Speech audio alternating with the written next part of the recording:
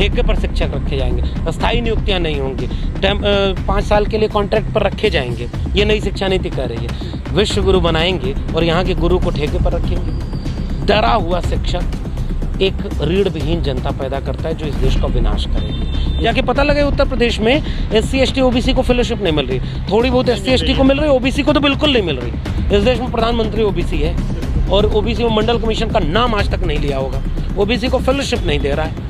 राष्ट्रपति दलित है, फेलोशिप नहीं आ रही है, फेलोशिप कम हो रही है, सीटें घटाई जा रही हैं, बजट घटाया जा रहा है और त्रिशूल तलवार बांटा जा रहा है। ये इस देश को विनाश कर देगा कि इस देश में सबके हाथ में कलम हो, सबके हाथ में किताब हो, सबके हाथ में जो जैसी काबिलियत रखे वैसा रोजगार हो, सबको पढ़ाई मुफ्त हो, सबको दवाई मुफ्त हो, सबके रोजी रोटी पर बात हो, तभी ये देश देश बनेगा। हमारी विरासत क्या है? कबीर की है, बुद्ध की है, रैदास की है, चारवाक और लोकायत की है, सांख्य और वैशेषिक की है, तर्क और विवेक की है।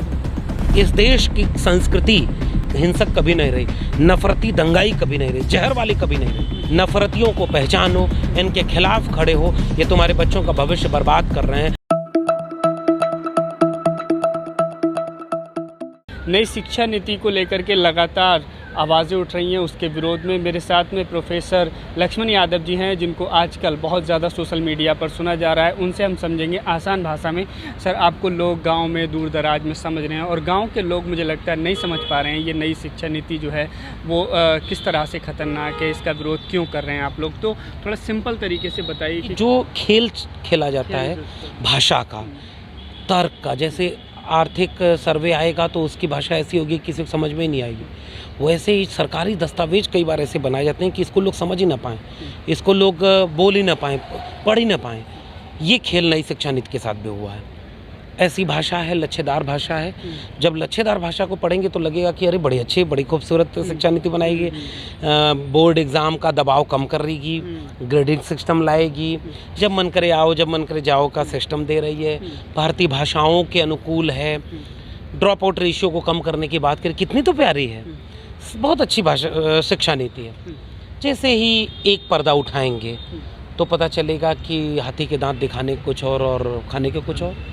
शिक्षा तो बिक रही है, सेल्फ फाइनेंस कोर्स आ रहे हैं। मतलब पहले 1 रुपए में फीस में शिक्षा मिलती थी।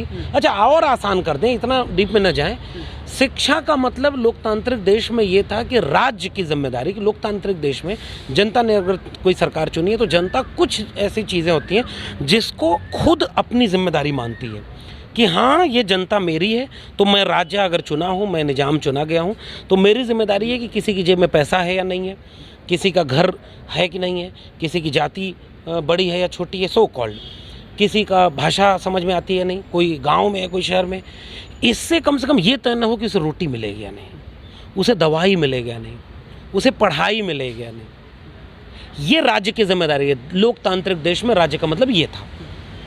नई शिक्षा नीति आसान भाषा में कहूँ तो यही जिम्मेदारी को वापस ले रही है। हमारे यहाँ समाजवादी आंदोलनों का नारा था, रोटी कपड़ा सस्ती हो और दवा पढ़ाई मुफ्ती हो। डॉक्टर अंबेडकर, डॉक्टर राम मनोहर लोहिया, समाजवादी आंदोलन, अंबेडकरवादी आंदोलन, सामाजिक न्याय की लड़ाई, पूरी की पूरी लड़ाई शिक्षा की लड़ाई है। और इस शिक्षा की लड़ाई का मतलब ये था, सबको शिक्षा सबको काम, वरना होगी नींद हराम। शिक्षा पर जो खर्चा हो बजट का 10वां हिस्सा हो, यानी पूरा देश जिससे चलता है उसका 10वां हिस्सा तो कम से कम शिक्षा पर खर्च हो। शिक्षा पर खर्च हो मतलब राज्य सरकार पैसा लगाए, राष्ट्र के लोग, केंद्र और राज्य पैसा लगाएं, गरीब का पैसा ना लगे। यानी अगर मेरी जेब में 1 भी रुपया नहीं है तब भी मेरे बच्चे को अच्छी शिक्षा मिले, उसे शिक्षा दूर न जाना पड़े। राज्य इसको ख़त्म कर चुका है। अब आपकी ये नई शिक्षा नीति कर रही है कि अगर आपकी जेब में पैसा है तो आप पढ़ेंगे। प्राइवेटाइज कर रही है। छोटे छोटे स्कूल बंद होंगे, बड़े स्कूल खुलेंगे। छोटे छोटे डिग्री कॉलेज बंद होंगे, बड़े डिग्री कॉलेज खुलेंगे, मतलब जिनमें कम बच्चे होंगे। ये सब होगा। कोर्सेज ऐसे लाए जाएंगे जो बिकने वाले हों, जो बाजार में बिक सकें। मैं हिंदी क्यों पढ़ाऊंगा फिर? हिंदी तो बाजार में बिकेगी नहीं। मैं कोई भी साहित्य, संस्कृति, कलाओं के विषयों को, मानविकी के विषयों को कोई क्यों पढ़ेगा जिनकी बाजार में कीमत कम होगी? बाजार हावी हो गया। पहले इस देश में शिक्षा मनुस्मृति पर चलती थी।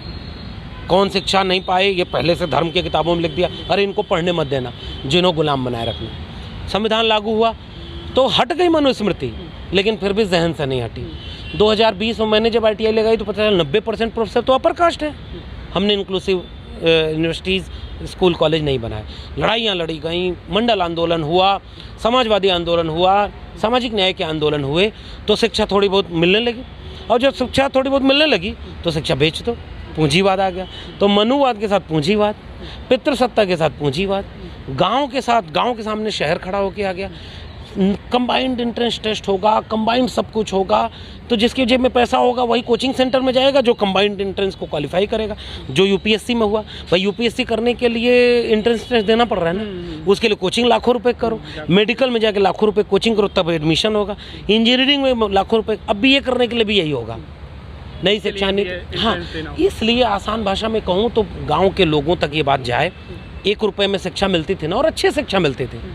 लाख रुपए दोगे तब भी डिग्री मिलेगी, शिक्षा नहीं मिलेगी। शिक्षा को डिग्री तक सीमित कर दो, शिक्षा तक केवल कागज़ का पुलिंदा बना दो, यही इस देश में हो रहा है। और मुझे लगता है कि इसलिए ये बहुत खतरनाक है। ये तय कर देगा कि आप किस घर में आपका बच्चा पैदा हुआ ना, उसी समय तय हो गया कि उसे कौन सी शिक्षा मिलेगी, कितनी दूर तक वो पढ़ पाएगा, कौन सी नौकरी पाएगा, ये पहले से तय हो गया भाई। भले संविधान लागू है, अपवाद कहीं कहीं होगा। पढ़ते रहेंगे कि स्ट्रीट लाइट के नीचे कोई अब्दुल कलाम बनता है, कोई कुछ बनता है, अरे वो अपवाद है भाई। रिक्शे वाले का बेटा IAS बन गया, अरे 5 साल 10 साल में एक बार हो गया, और आप जाने कितने रिक्शे वाले के बच्चे बर्बाद हो गए, जाने कितने फुटपाथ पर बैठे लोग बर्बाद हो गए, और अब और बर्बाद होंगे। तो ये मनुवाद और पूंजीवाद, इसीलिए शिक्षा बचाना, इस देश को बचाना है। त्रिशूल और तलवार पकड़ा करके दंगाई बनाया जा रहा है। हम कह रहे हैं कलम और किताब पकड़ो, और उसके लिए ज़रूरी था शिक्षा नीति को रोको। ये शिक्षा नीति प्राइवेट करेगी आपके शिक्षा को, और प्राइवेट करेगी, कोचिंग इंस्टीट्यूट खड़े होंगे, विश्वविद्यालय बंद होंगे, छोटे कम विश्वविद्यालय होंगे, कम सीटें होंगी, फेलोशिप नहीं मिलेगी। जाके पता लगे उत्तर प्रदेश में SC ST OBC को फेलोशिप नहीं मिल रही, थोड़ी बहुत SC ST को मिल रही है, OBC को तो बिल्कुल नहीं मिल रही। इस देश में प्रधानमंत्री OBC है, और OBC में मंडल कमीशन का नाम आज तक नहीं लिया होगा। OBC को फेलोशिप नहीं दे रहा है। राष्ट्रपति दलित है, फेलोशिप नहीं आ रही है, फेलोशिप कम हो रही है, सीटें घटाई जा रही हैं, बजट घटाया जा रहा है, और त्रिशूल तलवार बांटा जा रहा है। ये इस देश को विनाश कर देगा। इसलिए हम कह रहे हैं नई शिक्षा नीति, बिक गई है शिक्षा, इसका दस्तावेज है।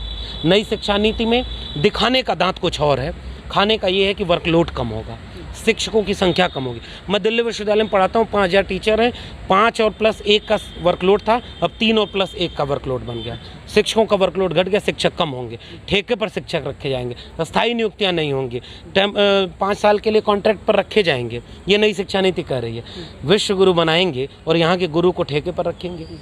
डरा हुआ शिक्षक एक रीढ़ विहीन जनता पैदा करता है जो इस देश का विनाश करेगी। इसलिए शिक्षा बचाना, इस देश को बचाना है। सर, एक सवाल और सिर्फ आखिरी, कि अभी जिस तरह से आपने बात करी त्रिशूल तलवार के दौर में किस तरह की शिक्षा की ज़रूरत है, किस तरह के दर्शन की ज़रूरत है देश को?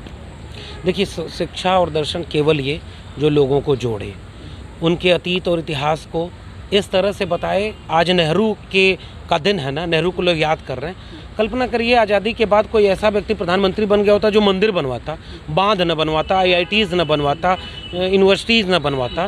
नेहरू से हम असहमत होते हुए भी कह रहे हैं नेहरू हम आपकी विरासत के हैं। गांधी से भी हम असहमत होते हैं, फिर भी हम कहते हैं गांधी हमारी विरासत के हैं। जैसे अम्बेडकर हमारी विरासत के हैं, जैसे लोहिया हमारी विरासत के हैं, जैसे फूले हैं, भगत सिंह हैं। तो हमारी विरासत क्या है? कबीर की है, बुद्ध की है, रैदास की है, चारवाक और लोकायत की है, सांख्य और वैशेषिक की है, तर्क और विवेक की है। इस देश की संस्कृति हिंसक कभी नहीं रही, नफरती दंगाई कभी नहीं रही, जहर वाली कभी नहीं रही। हमने इसी देश के इतिहास में देखा है, 5000 साल के इतिहास में जब भी कोई हावी होना चाहा, एक प्रतिपक्षी संस्कृति हमेशा खड़ी रही। लेकिन आज उस प्रतिपक्षी संस्कृति को ख़त्म करके केवल हावी होना, हिंसक होना, नफरती बनाना, ये इस देश के सामने किया जा रहा है। इसीलिए मंदिर बनाम मस्जिद, हिंदू बनाम मुस्लिम। अरे भाई, मैं बार बार कह रहा हूँ कि इस देश में सबके हाथ में कलम हो, सबके हाथ में किताब हो, सबके हाथ में जो जैसी काबिलियत रखे वैसा रोजगार हो, सबको पढ़ाई मुफ्त हो, सबको दवाई मुफ्त हो, सबके रोजी रोटी पर बात हो, तभी ये देश देश बनेगा। मेरा पैगाम केवल ये है, नफरतियों को पहचानो, इनके खिलाफ खड़े हो। ये तुम्हारे बच्चों का भविष्य बर्बाद कर रहे हैं। रथ यात्रा निकाल कर दंगा करके कुर्सी पा जाएंगे, अरबों रुपए लूट लेंगे इस देश का, खुद लूटेंगे, अपने दोस्त को लूट के बेचेंगे देश को। अंत में हासिल कुछ नहीं होगा। शिक्षा बचाओ, रोजगार बचाओ, समाजवादी, लोकतांत्रिक, अम्बेडकरवादी, पंथ निरपेक्ष इस देश का कॉन्स्टिट्यूशन है, उसको बचाओ। ये देश बचेगा, तुम्हारे बच्चों का भविष्य बचेगा। शुक्रिया।